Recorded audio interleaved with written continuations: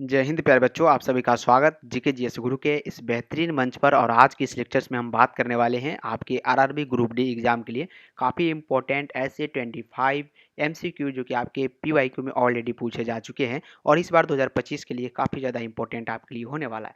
तो फटाफट से एक बार वीडियो को लाइक कर लीजिएगा, चैनल को सब्सक्राइब करके शेयर करने का प्रयास कीजिएगा। और 25 क्वेश्चन तक हमने पिछले लेक्चर्स में कवर कर लिया था। आज 26 नंबर क्वेश्चन से हम लोग स्टार्ट करने वाले हैं जो कि सुपर फास्ट क्लास रहेगी और 25 क्वेश्चंस कम समय में हम करने का प्रयास करेंगे। चलिए स्टार्ट करते हैं। मोर को भारत के राष्ट्रीय पक्षी के रूप में मान्यता कब प्रदान की गई? आप लोग तो सभी लोग जानते हैं कि सर भारत के राष्ट्रीय पक्षी मोर है, लेकिन इनको मान्यता कब प्रदान की गई आपको बताना है। तो काफ़ी कम ही स्टूडेंट ऐसा जानते होंगे कि सर इनको मान्यता जो है कब प्रदान की गई, हमें यह पता नहीं है। तो भारत को यहाँ पे मोर जो है राष्ट्रीय पक्षी है भारत का, ठीक है, लेकिन सर इनको मान्यता जो है ये कब दिया गया ये बता दीजिए। तो ये 1952 में, याद रखिएगा 1952 में जो है इनकी मान्यता दी गई थी। ऑप्शन नंबर आपके डी में जो नजर आ रहे हैं बिल्कुल करेक्ट आंसर होगा। 27 नंबर सवाल काफ़ी इंपॉर्टेंट एंड काफ़ी बार आपसे पूछे गए आपके बीसी यहाँ पे आपके आरआरबी ग्रुप डी एग्जाम में। रेलवे से संबंधित जो भी एग्जाम होते हैं आपसे इसी प्रकार के क्वेश्चंस पूछे जाते हैं। ज़्यादा लॉजिक भरा सवाल बिल्कुल भी नहीं होता, घबराने की कोई भी ज़रूरत नहीं है। हैदराबाद में उद्घाटन किए गए भारत के पहले सोलर रूफ साइकिलिंग ट्रैक का नाम क्या है, ये आपको बताना है। तो 27 नंबर सवाल काफ़ी इंपॉर्टेंट और हेल्थ पे याद रखिएगा। ऑप्शन नंबर आपके डी में नजर आ रहे हैं, बिल्कुल करेक्ट आंसर होगा, हेल्थ पे याद रखेंगे। अगला सवाल की ओर हम लोग बढ़ते हैं प्यारे बच्चों। 28 नंबर क्वेश्चन है। 8 अक्टूबर 2023 को भारतीय वायुसेना ने अपनी 91वीं वर्षगांठ कहाँ मनाई थी? 8 अक्टूबर 2023 की बात है, भारतीय वायुसेना ने अपनी 91वीं जो है वर्षगांठ कहाँ मनाई थी, ये आपको बताना है। 28 नंबर क्वेश्चन है। अगर इस क्वेश्चन के बारे में बात करेंगे तो याद रखिएगा ये प्रयागराज में मनाई थी, जो कि ऑप्शन आपके सी में है, प्रयागराज, याद रखेंगे। नेक्स्ट क्वेश्चन है, गगनयान मिशन का प्राथमिक उद्देश्य क्या है? गगनयान मिशन का जो प्राथमिक उद्देश्य है वो है कि चालक दल अंतरिक्ष उड़ान के लिए भारत की क्षमता स्थापित करना, यही जो है उनका उद्देश्य माना जाता है। नेक्स्ट क्वेश्चन है सर 30 नंबर की, गगनयान मिशन के दौरान क्रू मॉड्यूल में कितने अंतरिक्ष यात्रियों को रखे जाने की योजना है? तो गगनयान मिशन के दौरान जो है क्रू मॉड्यूल में कितने अंतरिक्ष यात्री को रखे जाने की योजना बन सकती है, आपको बताना है। 30 नंबर सवाल काफ़ी लाजवाब एंड काफ़ी बार आपसे पूछा गया सवाल है, तो याद रखेंगे। इस प्रश्न का जो राइट आंसर होगा वो 3 याद रखिएगा। ऑप्शन नंबर आपके बी में नजर आ रहे हैं। अगला सवाल है कि सर 6 अक्टूबर 2023 को मौद्रिक नीति समिति एमपीसी ने पॉलिसी रेपो रेट के संबंध में क्या निर्णय लिया है? तो निर्णय जो है लिया है कि इसे 6.50% पर बरकरार रखा जाए। और याद रखिएगा काफ़ी इंपॉर्टेंट ये सवाल है, आपसे पूछे जाते हैं। 2024-25 के लिए आरबीआई मौद्रिक नीति समिति द्वारा अनुमानित वास्तविक जीडीपी वृद्धि क्या है?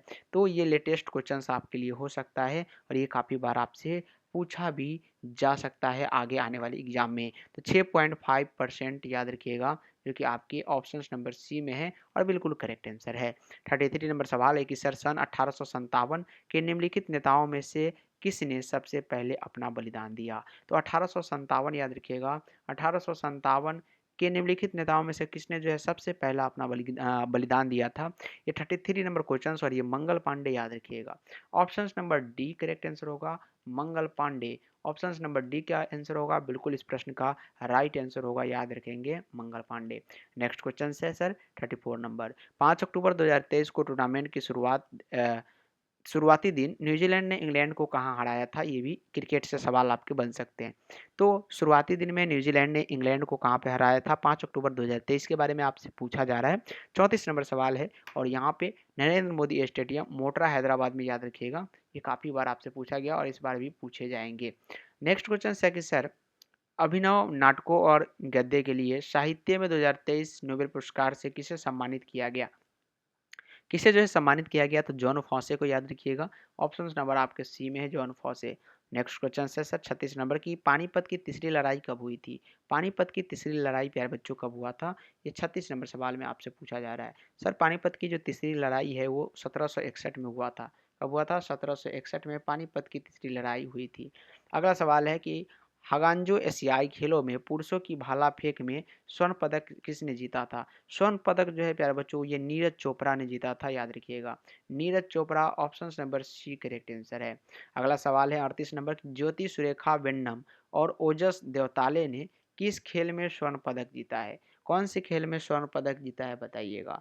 तो ये जो है निरंदाजी में, जो कि ऑप्शन नहीं सॉरी तीरंदाजी में, जो कि ऑप्शन नंबर बी में है और काफ़ी इंपॉर्टेंट है आपके लिए। फटाफट से एक बार वीडियो को लाइक कर देंगे, चैनल को सब्सक्राइब करके शेयर करें। और 2023 का रसायन विज्ञान का नोबेल पुरस्कार किसके लिए दिया जाता है, ये 39 नंबर सवाल है। और ये जो है क्वांटम डॉट्स की खोज और संश्लेषण के लिए, जो कि ऑप्शन नंबर बी में है। नेक्स्ट क्वेश्चन है 40 नंबर, पीएम स्वनिधि योजना के तहत दी जाने वाली कार्यशील पूंजी ऋण की अधिकतम राशि क्या है। अधिकतम राशि उनकी क्या है, तो ये 50,000 रुपये है। ऑप्शन नंबर सी करेक्ट है, 50,000 रुपया। 41 नंबर है कि विशेषण और विशेष्य के योग से कौन सा समास बनता है। विशेषण और विशेष्य के योग से जो है प्यारे बच्चों कौन सा, तो ये कर्मधारय समास बनता है, याद रखेंगे कौन सा कर्मधारय समास बनता है। जितेंद्री में कौन सा समास है, ये भी सवाल आपसे पूछे जाते हैं, बताइएगा। सभी का आंसर मैं सीन कर रहा हूँ कि सर जितेंद्री में कौन सा समास है। काफ़ी बच्चों का राइट आंसर भी आ रहा है कि सर जितेंद्री में जो समास आप बता रहे हैं वो कौन सा समास है, तो वो बहुब्रीहि समास है। और बिल्कुल करेक्ट आंसर होगा, जितेंद्री बहुब्रीहि समास के अंतर्गत आता है। और डी जो होगा इसका राइट आंसर होगा।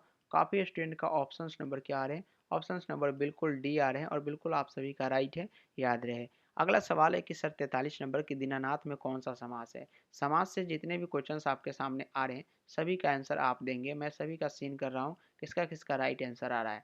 समाज से काफ़ी इंपॉर्टेंट क्वेश्चंस पूछे जाते हैं, बताइएगा। समाज समाज समाज और समाज से आपके 5 क्वेश्चंस निश्चित रूप से दिए जाएंगे। कौन सा समास है दीनानाथ में, तो दीनानाथ में प्यारे बच्चों जो समास है वो कौन सा है बताइएगा। दीनानाथ में प्यारे बच्चों ये कर्मधारय समास है। क्या है, कर्मधारय समास है, याद रखेंगे। क्या है, कर्मधारय समास है दीनानाथ में। और ये आपके लिए रामबाण क्वेश्चंस है, क्योंकि ऑलरेडी ये सवाल कई बार आपसे एग्जाम में पूछे जा चुके हैं। अगला सवाल है कि सर निशाचर में कौन सा समास है। फिर से समास से क्वेश्चन है, और जहाँ समास से क्वेश्चन आपसे पूछा जाए वहाँ आपको बताना है। बताइएगा फटाफट से आंसर कमेंट बॉक्स में कि सर निशाचर में कौन सा समास है। बहुव्रीहि है, कर्मधारय है, अव्यय यहाँ पे अविभाव है, इनमें से कोई नहीं है। तो यहाँ पे समास पूछा गया है निशाचर में, तो ये बहुव्रीहि होगा। Option number A correct answer होगा, बहुव्रीहि। अगला सवाल है कि देशमुख में कौन सा समास है। फिर से समाज से सवाल है, और जहाँ भी समाज से सवाल रहेगा मैं आपसे पूछने का प्रयास करूंगा, आंसर बताइएगा। तो देशमुख में कौन सा समाज से आपसे पूछा जा रहा है। देशमुख में प्यारे बच्चों ये बहुव्रीहि समास है।